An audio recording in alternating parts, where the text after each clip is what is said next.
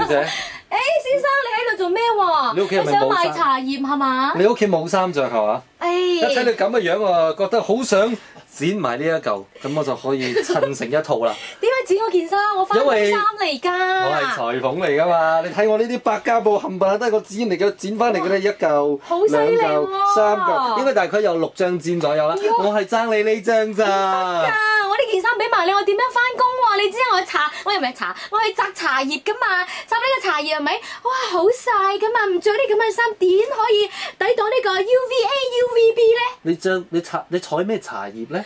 芬茶葉，你種芬茶葉？係啊，好賣得㗎。咁多嘢唔種，你要種咁毒嘅茶？嚇毒咩？佢仲毒過老鼠肉同埋鶴頂紅。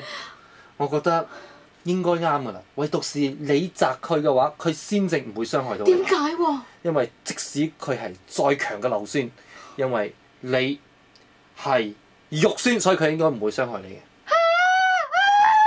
麗莎的姑娘沒有水啊！生鮮。